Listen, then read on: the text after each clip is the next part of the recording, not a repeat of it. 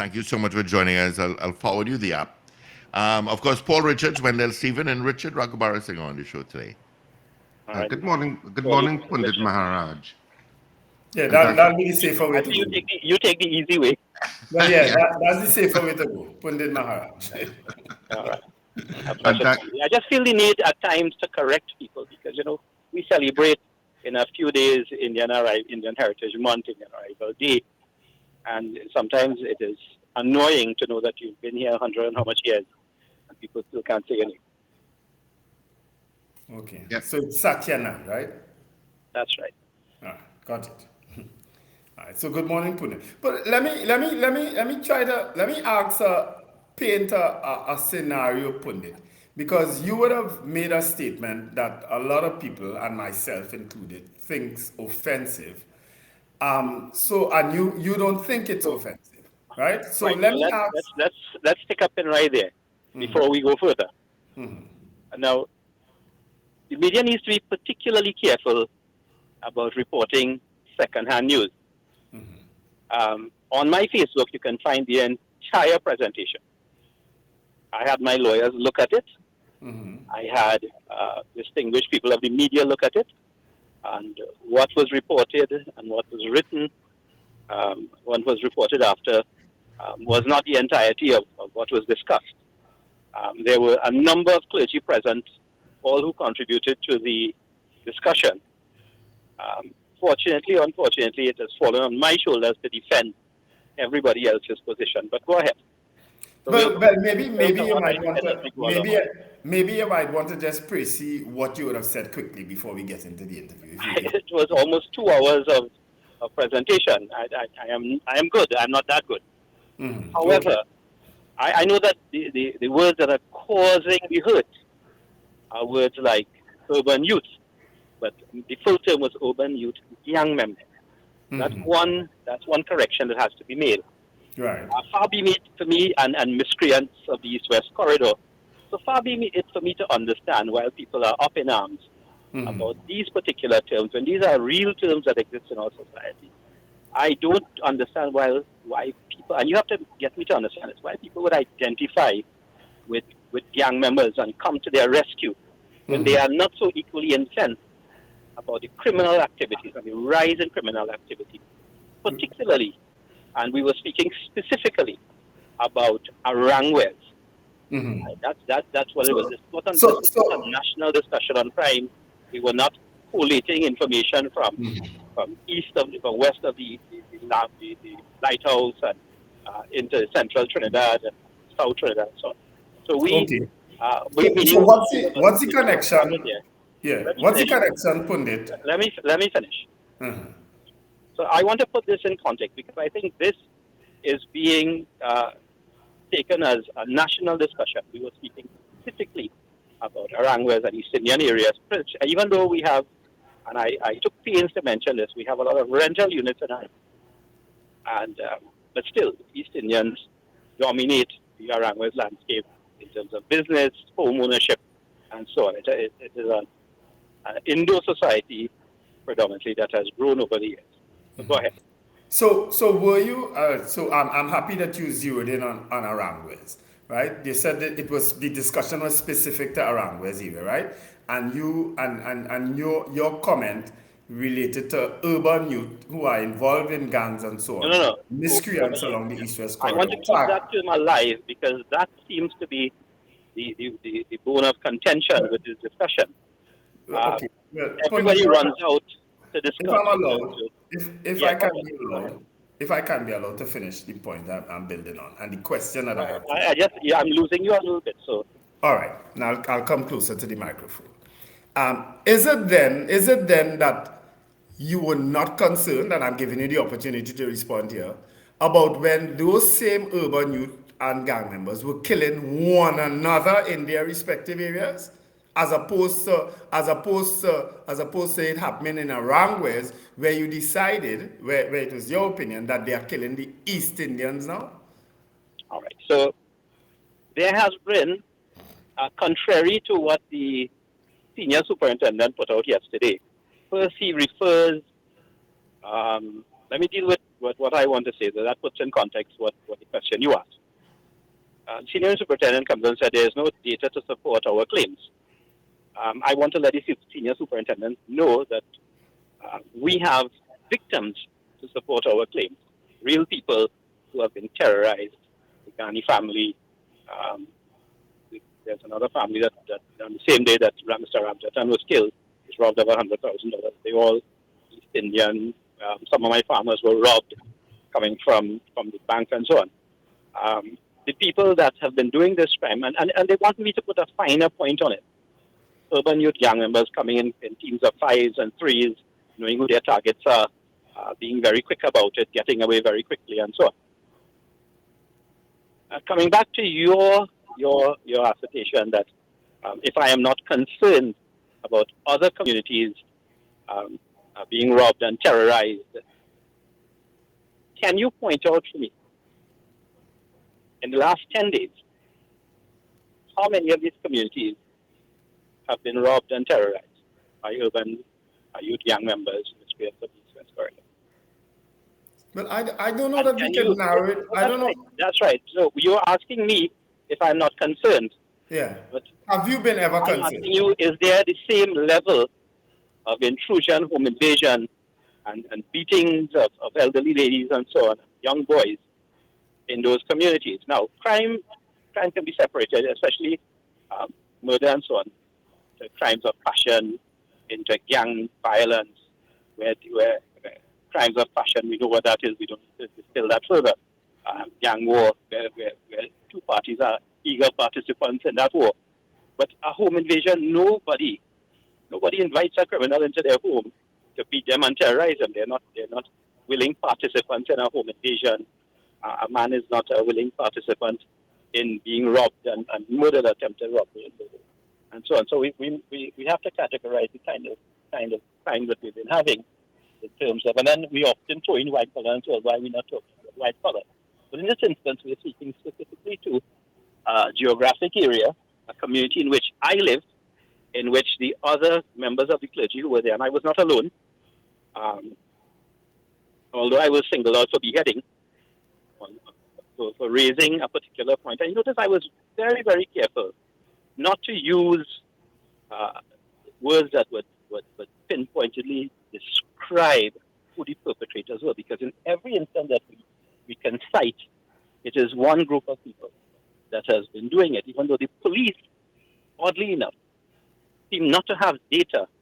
I wonder how they police without data, how they get their crime plans without data, unless they're telling me that they are, in fact, headless chickens. So yes, I am concerned. The short point is I am concerned about crime throughout Trinidad and Tobago with my mother. We have to start somewhere to talk about it. And I would hope that the clergy in some of these other areas would come out and talk about crime in their area, or the NGOs in those areas would come out and talk about crime in their area.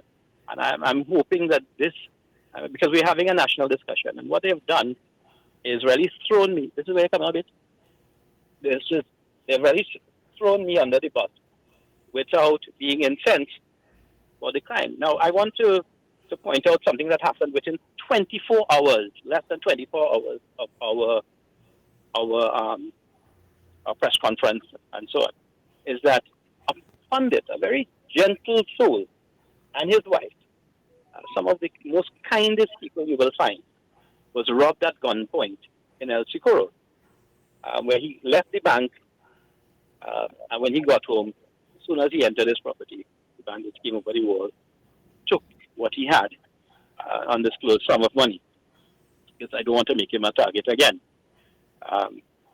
Very, very gentle soul.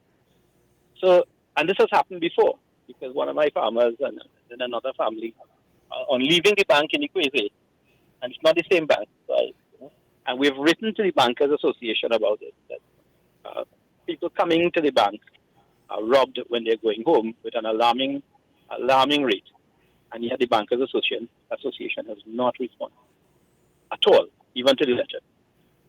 So yes, we are concerned, and I'm hoping that other members of the clergy and other concerned citizens get on the bandwagon and talk about the people who are terrorizing their communities. And But Pundit, it is East Indians that are doing it, and they have to come out and say it. I will not identify, and I will not become tribal and say, well, because I'm East Indian, they say that. I'm not going to do that. If you're a bandit, you're a bandit. It doesn't matter what your color is, and it doesn't matter what your ethnicity is. If you're breaking the law, you're terrorizing people. You need to face the brunt of the law. yeah. But Pundit Maharaj, were you surprised that your comments were construed as as being racist? Were you surprised at that? I, as a man of the cloth, we give people the benefit of the doubt. And we always hope that there can be change. But if you ask these people, did they read the whole article? Did they look at the video presentation? More than likely, they will tell you no. So those who have jumped down my throat would have done so as a reflex action. Because if I speak on religion, and I've been speaking for a while, this is not the first time that I've spoken on any topic. I remember when Paula May Weeks was accused of being not straight. I was the one that came out and defended and say that, listen, she has to. We are interested in what she can do as a president. What she's done is, of course, a whole other discussion. I have spoken on quite a number of issues. To call me a racist is really taking the coward's way out in not dealing with. And David Abdullah spoke about all the trauma and the stress and the difficulty that youths in those communities have to go through, and I agree with him. And in our press conference, we agreed with him. And we were willing to work towards helping to rescue people from a life. Did you mean David Were you Muhammad? surprised were you surprised though? Come out to my question. Were you surprised at the reaction to your comments? I was actually shocked because without knowing the facts, and with media seems in this country to want to make the news rather than report the news, which is for me a very strange thing because I've been in media for about 20 years. Right? They prefer to make news by sensationalizing something and turning it into a race battle rather than addressing the real root of the problem, which is crime, which is the urban youth under duress because they are growing up in societies that may only allow them to go on to do the jobs of their fathers and them. And they are not able to escape that cycle of criminality, being born and grown in hotspots. These are things that people are not addressing. They're saying, okay, let's call Pundit Sat a racist, and when we call him a racist, that will solve the crime problem. Because now we call him a racist, nobody's going to discuss crime. But crime is a very real thing. And when you understand crime best, sadly, when it comes home to you. When you are held up at one point, then you begin to think, oh my God, we have a problem. But until some that, people, I think, Pundit, some people, when you use the words urban youth in the East-West corridor. Don't misuse my word. The word is urban youth gang member. And I can't really understand for the likes of me why those last two words are being left out. Is it convenient to leave it out? Yeah. Well, that's how it was, I suppose, edited in terms of what came across on television news. On television news, that's what it said. Reporting of the worst kind. Yeah. That is reporting of the worst kind. It is abysmal reporting. One journalist, and I believe it's the same journalist, of a media house that will not be named, tried so hard to get me to name the people that was doing the crime. She wanted clarification on what I meant by urban youth gang member. If I have to clarify that, I'm living in the wrong country. If I have to go further than that, for the likes of me, I cannot understand why God-fearing people, why citizens who obey the law and would want to identify and cover up for that class of individuals who are obviously the bane of our society, those who are terrorizing our very... Well, I'll tell you something, Pundit Maharaj. I'll tell you something. Maybe if you had limited your comment, and this is just my opinion on what you just said, maybe if you had limited your comment to saying the urban youth who involved in gangs are targeting people in certain communities and didn't go to the extent that to say that they're deliberately targeting East Indian people, because there's different types of people living in Aranguez. And surely I don't know that anybody just looking at a house and saying, hey, it have an East Indian living there, let it go there. I don't know that anybody doing that. Because Well, I've been a victim of just as gun-related crimes twice. just as you have entered the mind of those people and you're saying that they don't know. You cannot say with any relative surety that you do know. But because I've been a victim of crime too, Pundit. But in my area, and I had coined the term Aranguez under siege. The person who had come out and declared East Indians won the attack was Pundit Rambachan, who is a different individual from me. I know that sometimes all Indians look So alike. you didn't say that then? Later on discussion, for clarity, I repeated it. But in the opening salvo, it was Pandit Rambachan who identified that East Indians were under attack. I had chosen to use a geographic name, which was Aranguez under siege. Aranguez is still about maybe, 90% East Indian. Most of the homeowners are East Indian. Most of the business community are East Indian and so on. So media has to be true in reporting the news. So perhaps it was a slow news day and they needed to ramp up sales. I don't know. But in Trinidad and Tobago, we have to be very, very careful about when we repeat other people's words taken from a third party, because the entire discussion can be skewed another way. What the discussion we should be having this morning, gentlemen, is crime. And the discussion we should be having is why are there so many guns in the hands of criminals? The discussion we should be having this morning is, and I said it, the interagency task force is Aranguez South, right? They are situated in Aranguez South, where extra foods behind Starbucks, if I want to give you a geographic location. There is a substation in Aranguez, just in Ikweze. There is Summer Hill. There is the Barch Area Police Station. We are surrounded by police, surrounded. Yet the brave and the bold bandits have no problem in robbing us almost weekly. And yet the police senior superintendent said there's no data. There's no data because data seems not to be collected in this country in terms of criminality, crimes, age, perpetrators, and so on. And this is the same police force that has an abysmally low rate of crime detection. If they don't catch you in the act, they don't catch you at all.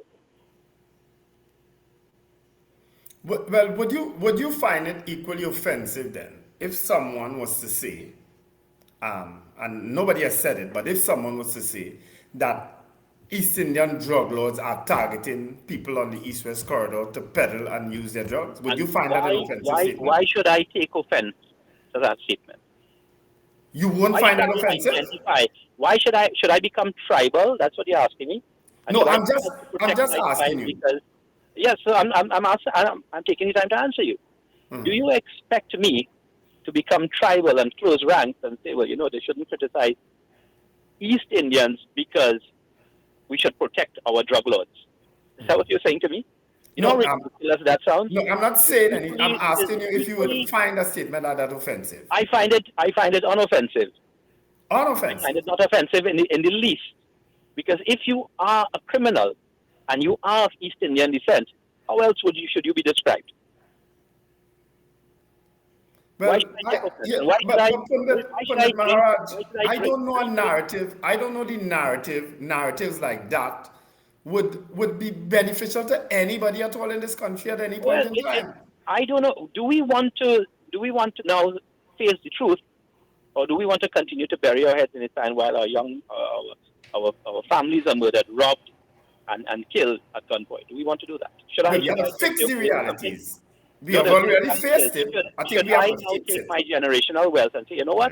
Me, I care about nobody wrong me, and I go in and raise a 10-foot wall and put up barbed wire, and I don't want to be my brother's keeper. Should I live like that? And then what? When I have to answer to God, what am I going to say? Listen, I was preaching your word, but only to a few people, my people. The rest of them could dead. It's okay. society, there are no walls between communities. And we have to accept that. And we're all here together. I have the benefit of growing up in Arangwes. But I went to a school called Sawa Government Secondary. Many of you may not know where that is, and if you do, it is one of the most mixed schools in the island. And I have friends for over 40 years. We've remained in contact with them, all race and creed in this society. So I consider myself very well mixed in terms of my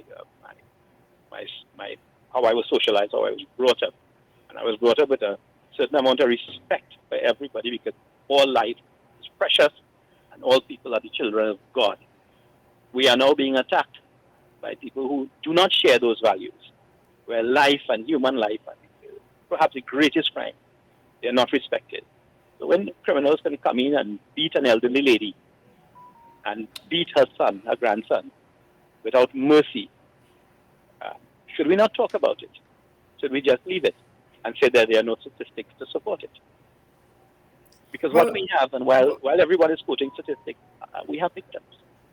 And I am hoping... How do we fix it? All right, gentlemen, Pundit, I only have less than a minute again. Closing comments. I'm making an appeal to everyone out there to be honest, to stare the problem in the eye. The majority of citizens are not armed.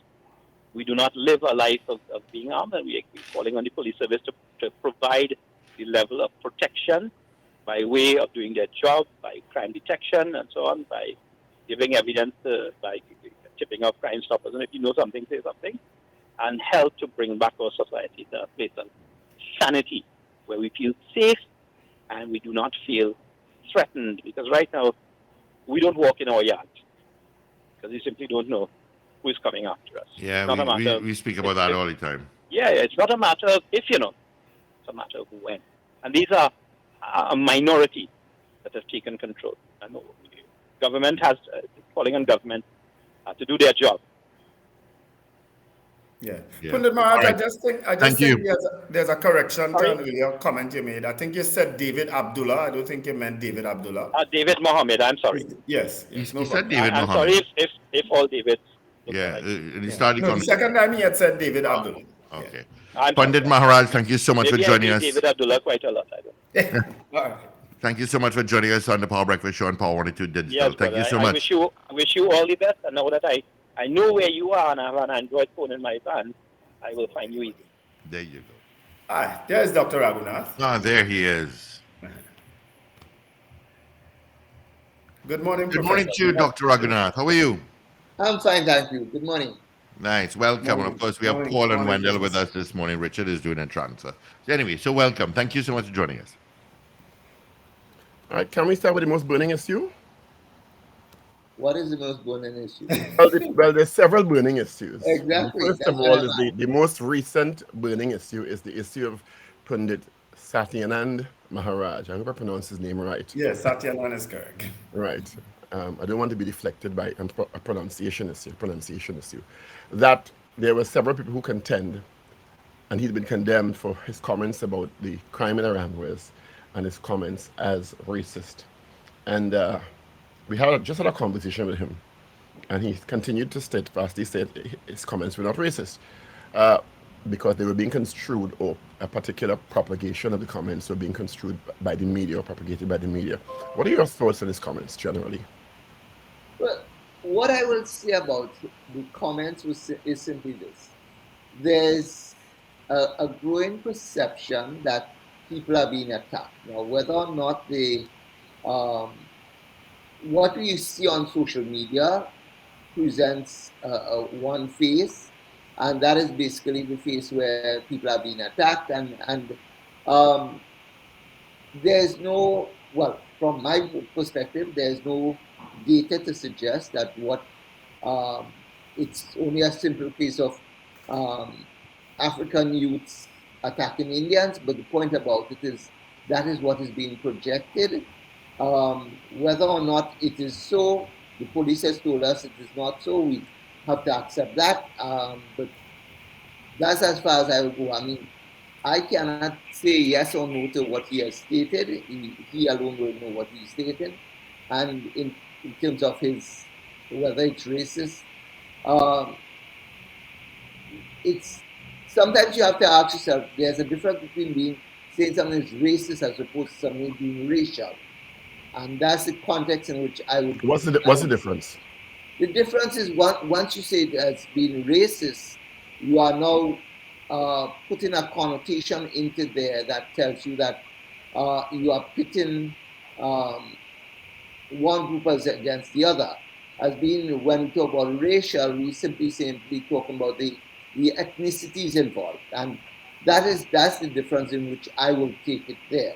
But I am not going to defend what he has said or reject what he has said. He has entitled to his own opinions. Looking at trying to be balanced, looking from the other side, from a sociological perspective, and persons in there are different enclaves in Trinidad and Tobago because of the natural evolution of how the country evolved in terms of where people live. Do you think, without the racial context, there could be a perception of people in a particular area that they're being specifically targeted, whether or not it's by one group or another? No, I personally I believe that people are being targeted across the country. It doesn't matter where you come from. So that's the one issue. I mean, I've listened to what the police has said. Police has said that the criminals are looking at soft targets, and once they find soft targets, they're going to go after them. If they believe that people in Aranguez are soft targets, well, then fine, they'll go after them. But it's not only Aranguez. I mean, we've seen it in Valsin, we've seen it in other parts of the country. Um, we've seen it in Pinal. And but is it limited to those areas? The answer to that question is no. We've seen it in parts of Arima, we've seen it in Tunapuna. And it's not, I mean, basically, I think the criminals are going wherever they feel they have the opportunity to succeed, and that's it. And that's the long and short of it all. And also to add that persons of African descent are not the only people committing crimes in the country. You understand? Exactly. We have a situation in enterprise where crime was exploded in enterprise. You understand? So I mean, but that's a more mixed area. I may presume I may be wrong than Aranguez, but to pinpoint a particular ethnic group with a particular action, to me, as you say, it may be considered racial in some things. Let's go to Tobago quickly and what is evolving in Tobago, with Dr. Rowley making a comment about the assembly and whether or not the independence turn Tobago People's Party, though they have a legal mandate, Dr. Rowley called for fresh elections. Let's talk about Dr. Rowley's comment first of all, and Mr. Augustine's, the Chief Secretary's response. Okay, so Dr. Rowley's call is like any other politician will call on whoever is in government to call elections. The UNC has been calling on the PNM to call elections. Dr. Rowley is not taking them on. In like manner, Dr. Rowley is calling on the THA to call elections. They wouldn't take him on, as far as I'm concerned. They have a legal mandate, and they're going to continue with that legal mandate. Now, legal is different. I mean, I always try to make this to my class, legal as opposed to legitimate and so on. And we have to ask ourselves, yes, it's a legal, they have a legal mandate, whether it's legitimate, whether it's ethical and moral, those are different questions. Is it legitimate? It's legitimate from the point of view that the legislation tells us. Ethical might be a different question. Okay? Why would ethical be a different question? Well, for all intents and purposes, they would have campaigned on a particular stance, on a particular mandate, on a particular party platform, and now they are reneging on that and saying that we are something else. And this is something that you have now to ask yourself whether or not you should go back to the people and get a mandate based on your new identity. Having said that, however, when we looked at what Dr. Rowley would have called for in terms of the THA calling an election, if you read through his comments, his entire comments, and not only the specific about calling the election, he went on to allude to the fact that the time you're going to spend setting up your party and so on, that's the time you should talk about calling an election. Well, any astute politician will tell you that I have to, if I am going into an election, I have to prepare myself. And I'm not going to go in there prepared literally. And part of the preparation is getting my party functional and up and running and in accordance with the EDC registration procedures and everything else. So one would have expected that that process would, the THA would expect that process to continue, and only at the end of that, then they could be able to call an election, or they will call an election. We've seen it in the past, and bear in mind two other things. Well, at least one other thing. What is the basis of calling an election if you don't have a mandate? And I use the example in 2021, it's same THA.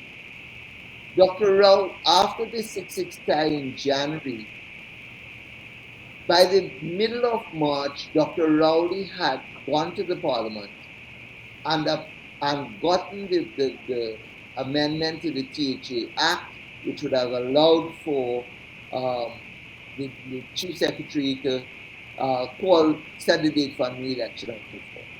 And then they would have had to, but of course, part of that amendment would have been related to the increase in the number of seats.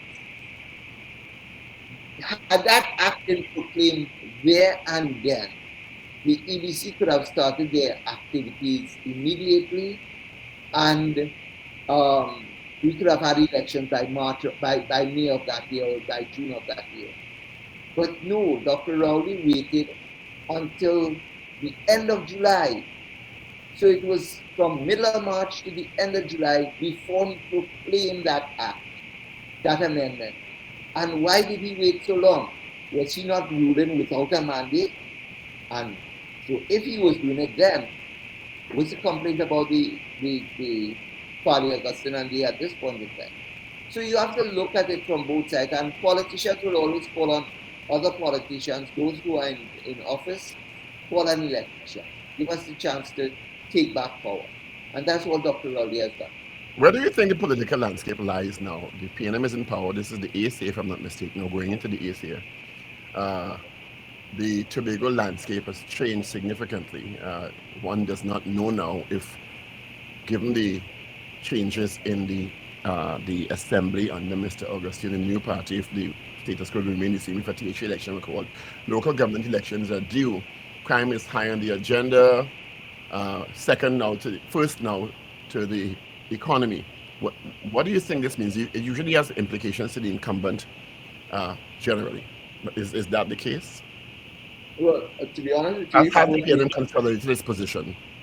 Has the PNM consolidated its position? I don't think the PNM has consolidated its position as at this point in time. In the context of everything that is happening, seems to be trying to undermine the PNM in government. I mean, we've seen what has happened in Tobago. The economy, notwithstanding all that the Prime Minister and Minister Young wants to tell us, people are still concerned that the economy is not as safe as it is. Crime and everything related to that tells us simply that there's a concern. What, however, the PNM could count on is two things. One, the opposition is not as strong as one would have expected that we would have a strong opposition. And I am not going to try to explain that. There are many people who have tried to explain it in terms of the leadership of the opposition. Some people have complained that it's not the leadership of it's not the opposition, but rather it's the media being biased against them and those sorts of things. All of those are different kinds of explanations which I don't necessarily buy into. But the fact remains that the opposition is not a strong opposition as at this point in time. But why do you see your political analyst and you're making a very profound statement that the opposition is not a strong opposition? Why? From your perspective as an analyst, scientist? Because the opposition is divided. Within the UNC, yes, okay, so you have the core supporters of the UNC who will support the leadership regardless of what. But then again, to those the people who would normally support the UNC, there are questions as to whether or not the leadership should change, and if the leadership should change. So those are the kinds of issues that has caused the UNC to be divided in a way, and is not as strong as could be. So it is in that context that I say the opposition is not as strong as it should be. Taking those two issues together, you spoke about the challenges facing the PNM and the consolidation of their position as the party in power, and the UNC that you said is not a strong opposition. If local government election were called by June, what would be the outcome? Or would there be any change in the present configuration? I know that's a $1 million question for everybody, but what do you think based on what you're seeing? Based on what, okay, so two things or three things to answer that question. One, local government elections normally have a low pool. And in terms of the turnout, it's low. And I would expect that this year it could be even lower than the normal, which is around between 35 to 40% of the electorate will turn out. If people are afraid with the crime, the economy, as well as the parties in power, they may not want to turn out and vote. So basically, you're talking about a very core of both parties going out to vote. The core of both parties going out to vote will ensure that the PNM will continue to hold in its strongholds, and the UNC will continue to hold in its strongholds. So as to whether there will be any swing on any major side, I doubt very much so. What we have to look at, however, is we have to look at those municipalities, those regional corporations, where there's that, where the margin has always been very slim. So for instance, Toco, Sani Grande, Siparia, those are the two that you have to look at. We have to also look at what has happened. When, for instance, the EDC did bring out the last boundaries report and it was presented in Parliament earlier this year, that in itself attempted to do certain things. In fact, in one place, I spoke about whether the EDC was gerrymandering, and certain people took me to task for that. But again, if you look at some of the shifts, particularly so within Cuba and within Rio Claro, there could be claims that there was some degree of gerrymandering. What do you mean by that? What I mean by that?